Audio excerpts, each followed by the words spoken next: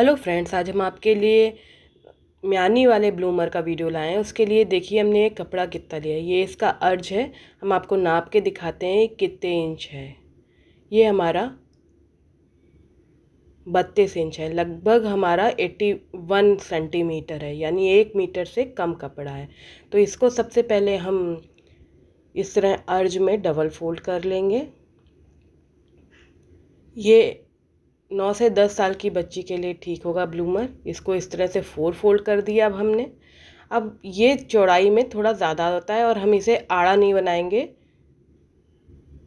इसे सही सही से बनाएंगे। तो देखिए ये 4 फोल्डेड है और ये बंद साइड है। तो 4 फोल्डेड का जो एक खुला साइड है इसको हम ऐसे रखते हैं और जो हमें नाप लेनी है इसे अच्छे से पहले 4 फोल्ड कर लेते हैं।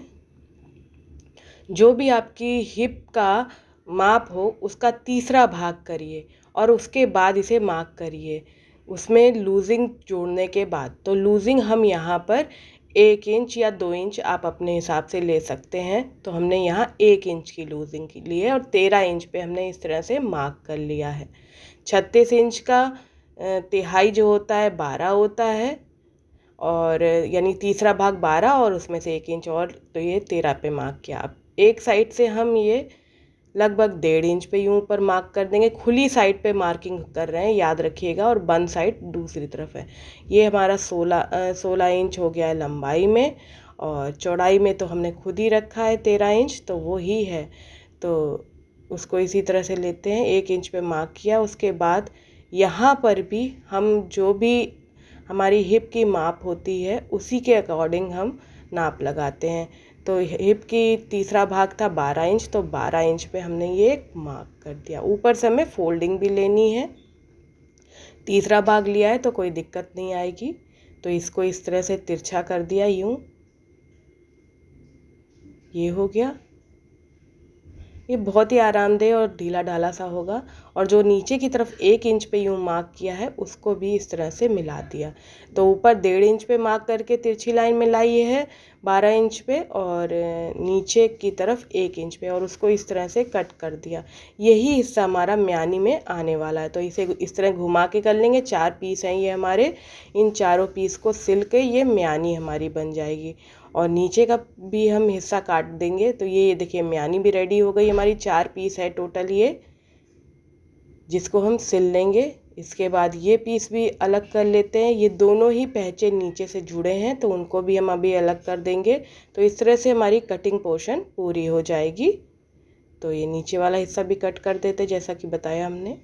ये तो ये रेडी हो गया। अब स्टिचिंग के लिए सबसे पहले जो ये म्यानी के 4 हिस्से हैं इसमें से 2-2 हिस्सों को सीधी तरफ से सिलाई कर देंगे। ये देखिए, ये 2 हिस्से लिए और आपस में पकड़ के इस तरह से सिल दिए। खोलेंगे तो इस पर दाब सिलाई दे लेंगे। अब दूसरे भी 2 हिस्से सीधी तरफ से इस तरह से सिल देने हैं हमें।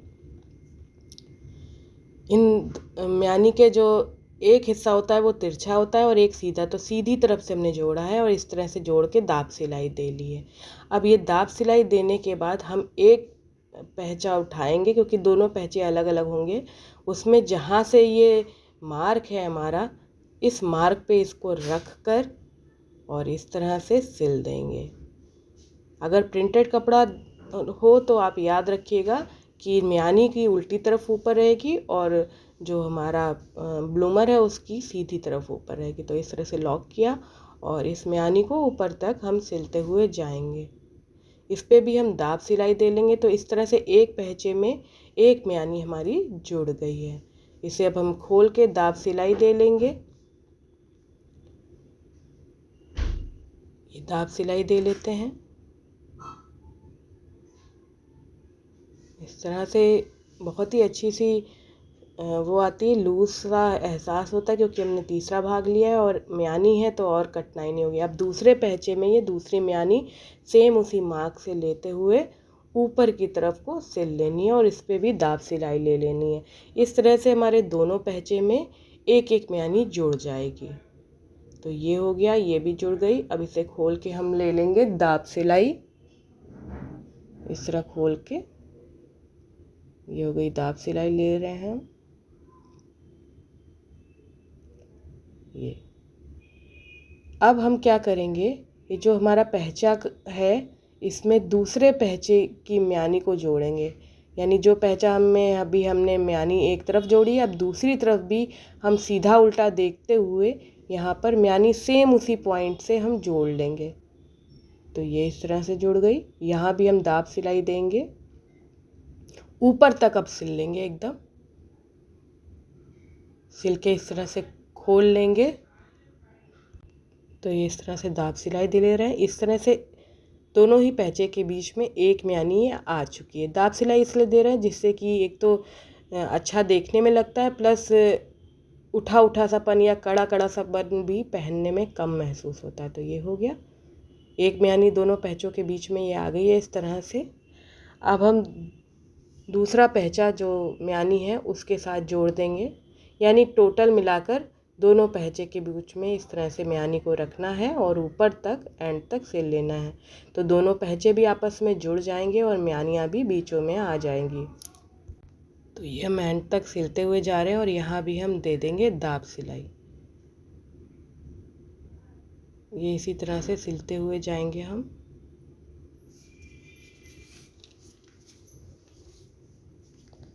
अब हमारा एक हिस्सा लगभग रेडी हो चुका है। यहाँ भी दाब सिलाई दे लेते हैं हम।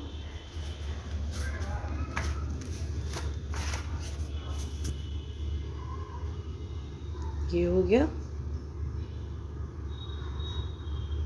अब हम आपको दिखाते हैं क्या करना है। ये देखिए म्यानी दोनों हिस्सों के बीच में ऐसे आ चुकी है। अब जो नीचे की सिलाई है ये सिलना है हमें। तो एक पहचे से स्टार्ट होगी ये नीचे की सिलाई और म्यानी से होते हुए दूसरे पहचे पे एंड होगी। तो देखिए ये पहचे पे इस तरह से फोल्ड किया और ये म्यानी से लेते हुए हमें ये सिलाई करनी है। समझ लीजिए, एक पहचे से स्टार्ट करके म्यानी से होते हुए दूसरे पहचे पे एंड करना है। तो हम सिलाई करना शुरू करते हैं। ये लॉक किया हमने, इस तरह से ये सिलाई कर दी गोलाई में। ये हो गया। तो इस तरह से लगभग रेडी हो गया है। अब हमें लास्टिक के लिए केसिंग बनानी है।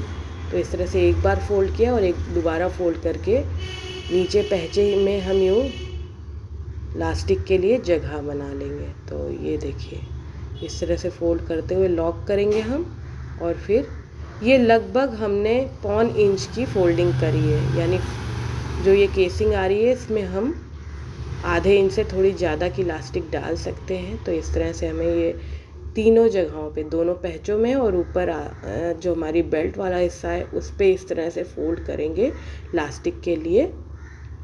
एंड में थोड़ा सा छोड़ते हुए हम लॉक कर देंगे ये। अब यहाँ से हम लास्टिक डालने के लिए गैप छोड़ी है, इसी तरह तीनों जगह करेंगे। अब ऊपर आसन में भी देख लीजिए, आसन में भी थोड़ा सा हम चौड़ा रखते हैं। ये हम दूसरा पहचा कर रहे हैं। इस तरह से देखिए आराम से हम ये करते हुए जाएंगे और एंड में हम थोड़ी जगह ज़रूर छोड़ेंगे। अब ऊपर की तरफ, तो ऊपर की तरफ भी फोल्ड किया। यहाँ जैसे हमने आपको पहले बताया थोड़ी चौड़ी रखेंगे। लास्टिक भी हम यहाँ पे थोड़ी चौड़ी 1.25 इंच वाली यूज़ करने वाले हैं। ये देखिए इस तरह से किया। यहाँ पर भी बीच में थोड़ा गैप छोड़ेंगे ज़रूर, क्योंकि वहाँ लास्टिक डालने के लिए हमें एंड में चाहिए होगा। तो ये लॉक करते हुए हम बढ़े और इस तरह पूरी गोलाई में जाके एंड में थोड़ा छोड़ते हुए सिल लिया। अभी आपको इसका फाइनल लुक दिखाते हैं। ये देखिए इतना छोड़ के इतना फिर सिलाई करनी है। तो ये हो गया। लास्टिक भी रेडी कर ली। जो भी आपकी कमर की माप हो उससे 4 से 5 इंच छोटी लास्टिक लीजिएगा और जो भी आपकी थाई की माप है उसके हिसाब से ये थाई की लास्टिक भी 2-3 इंच छोटी लीजिए। तो इस तरह से हमने सेफ्टी पिन की मदद से एंड तक ये डाल लिया है लास्टिक। दोनों एंड को एक के ऊपर एक रखेंगे, पिन सेफ्टी पिन निकाल के और यहाँ पे सिल लेंगे। तीनों तरफ ऐसे ही लास्टिक डाल लेंगे और फाइनल लुक आपको दिखाते हैं। तो ये देखिए लास्टिक डल गई है। इसे खींच कर, मतलब इक्वली डिस्ट्रीब्यूट करने के लिए इसे इस तरह से खींचकर ये चारों ओर से सिल देंगे और ये लास्ट में ये गैपिंग जो हमने छोड़ी थी लास्टिक डालने के लिए वो भी सिल लेंगे। तो इसे आपको फाइनल लुक दिखाते हैं फिर ये कैसा लगेगा। ये देखिए इसका फाइनल लुक आपको अच्छा लगा होगा। Thank you. मेरे वीडियो को लाइक और शेयर कीजिए और चैनल पे नए हैं तो सब्सक्राइब कीजिए।